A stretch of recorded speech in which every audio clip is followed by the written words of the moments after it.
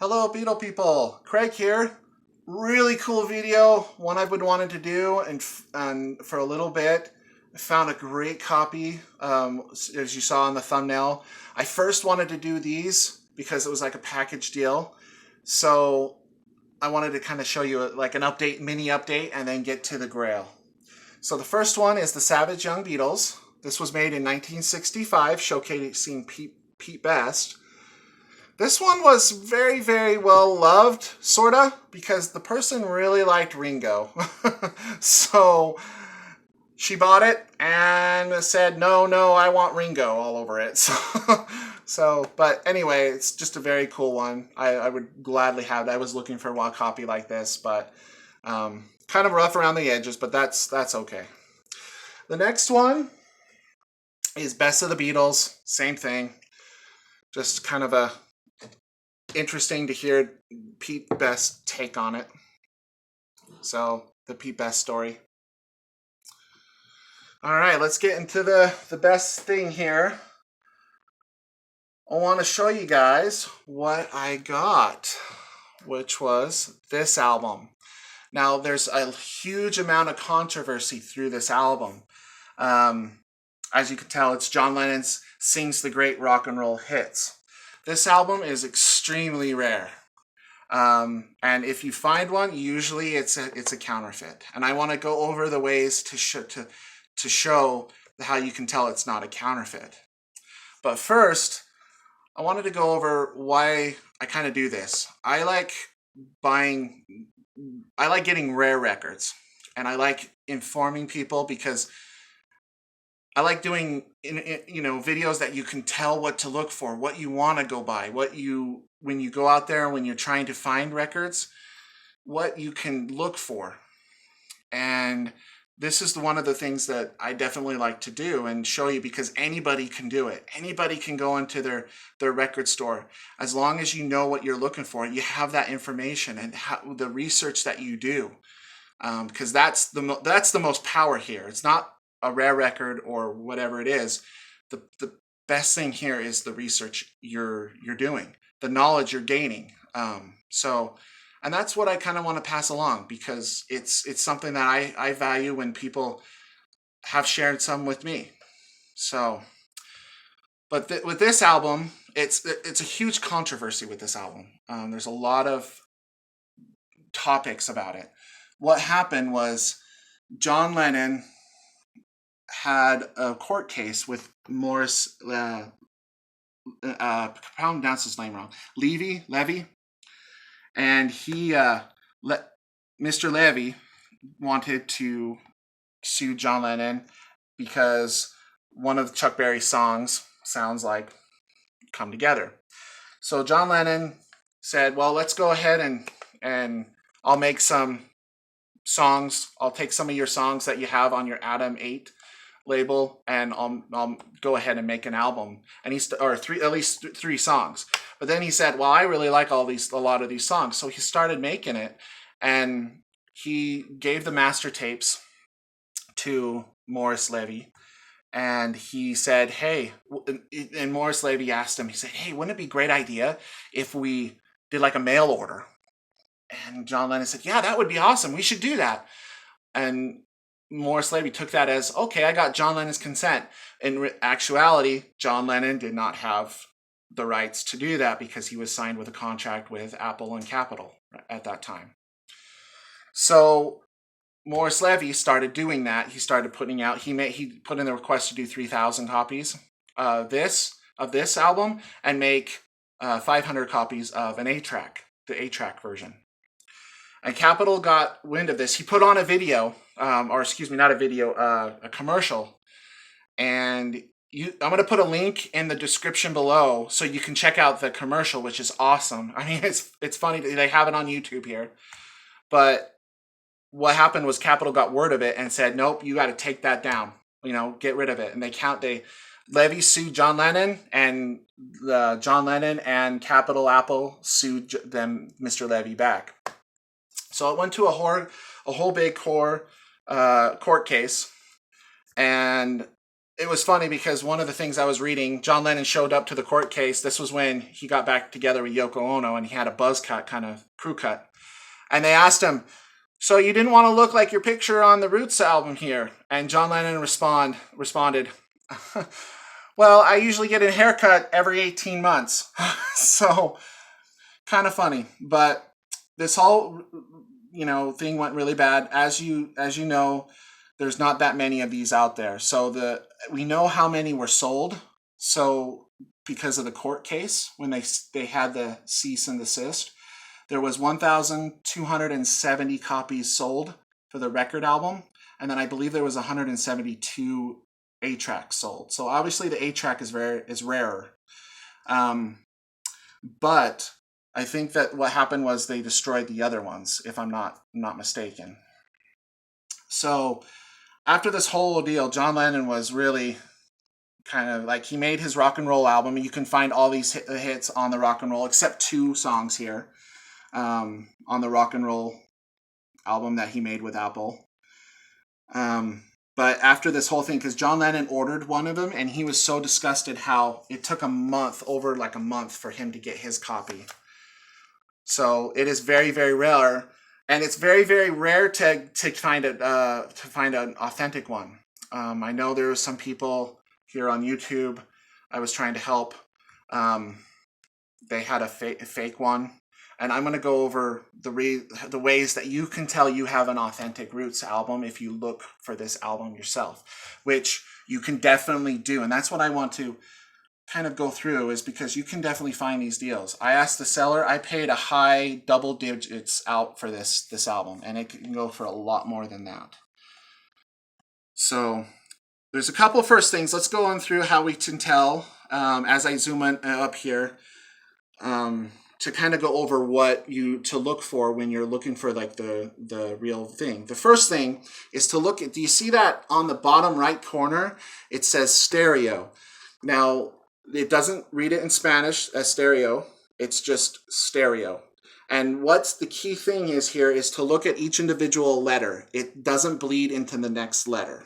So the S is its own letter, the T it's its own letter, the E it's its own letter, and so forth. That's what to look for. And then if you notice on this, right next to stereo, John Lennon's shoulder has a pinky flesh. That has to be present, because what happens is a lot of counterfeits, they zoomed up on the cover image and they only got half of him down his neck, and they cut off his shoulders. So that has to be there on the album.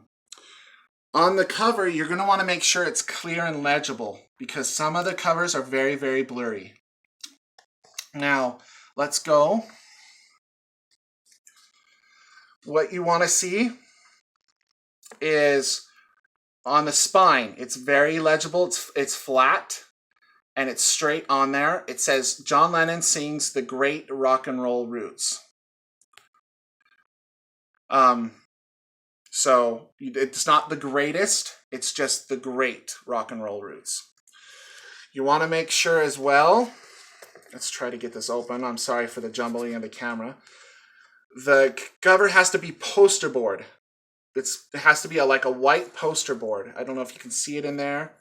It's not cardboard, it's a white poster board.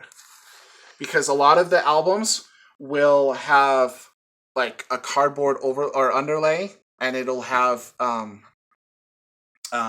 poster board on top.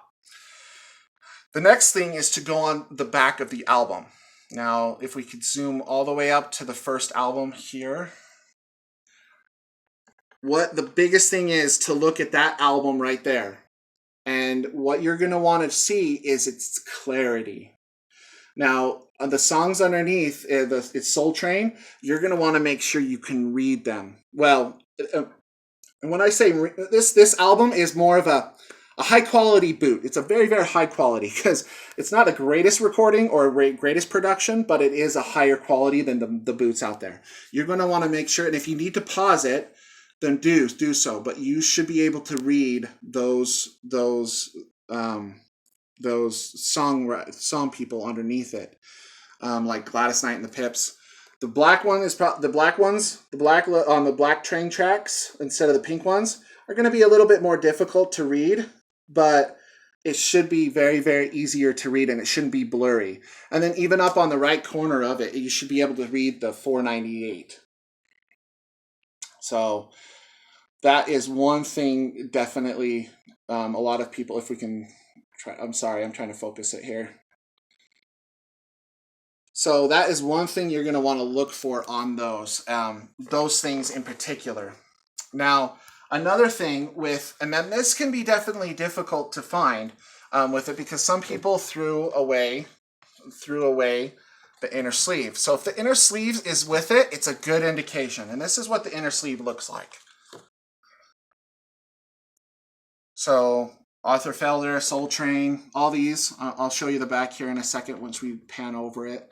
This, if the inner sleeve, it's not the indication, but it's a good one that you lean to when it is an authentic pressing. So let's show you the other side. Oh, if I can get it, sorry. Here's the other side. Dick Clark, the Now Explosion. So it's definitely a mail order, and it has the mail order vibe. So your copy, if you're looking, might not have the slick, or excuse me, the sleeve, but it's a good indication if it's there for sure. So, but let's go to the record now. This is one of the what's the record looks like. Has the roots. Here's the label. Here is the other side.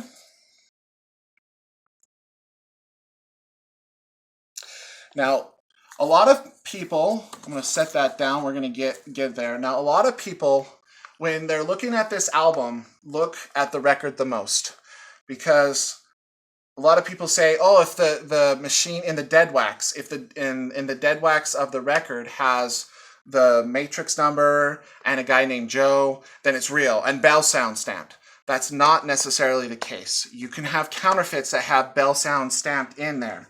What is the surefire way, and I'm going to try to get this under here, is when you're looking at the inner ring on the label, I don't know if you can see it, but there's going to be an etching. Now, what it is the etching is underneath the label. So when you see, I don't know if you can tell me that or see that, but okay, so right there, you can see an A8018A underneath the label. And this, when they had the pressing plant, when they did the pressing plant of the record, they only had one stamper. So they made all of the legitimate copies this way.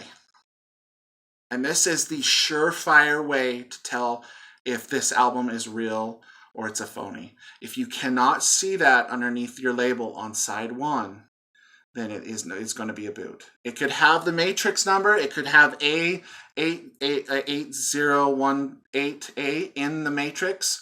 But if it does not have that etching, and again, the etching is underneath the label. It's hard to see right online. That's why we have a light on here. This is the only way you can tell if your copy, well, I mean, by the others, I mean, but it has to have this for sure. So, but I like doing this. I like showing you guys some of these rare records. I like the way that some of these turn out, and I hope you guys do too. I mean, it's something that I've helped some people on the VC here, where they've gone out and gotten a butcher cover, or they found one for a couple bucks. I love helping you guys, and you guys have helped me along the way as well, some of you. So, but definitely leave a comment. Tell me what you think. This is just to help those people that are looking for this album, because remember, it's very, very rare, and it's very, very counterfeit. So even if you have questions, please let me know. I love to help. I don't mean to hurt anybody's feelings as well, but I definitely, when you're speaking about Beatles collectibles, me personally, I like the rarity and the oddity and the realness of the album. So, but I'd love for you guys to give me a subscribe or give me a comment. And remember, I'm going to link below. Take a look at that commercial because I think it's super funny. It's super, that his face is just, oh, I mean, John Lennon's face, it's one of those, on this album, it's one of those, oh, they should have used another picture. So, take care.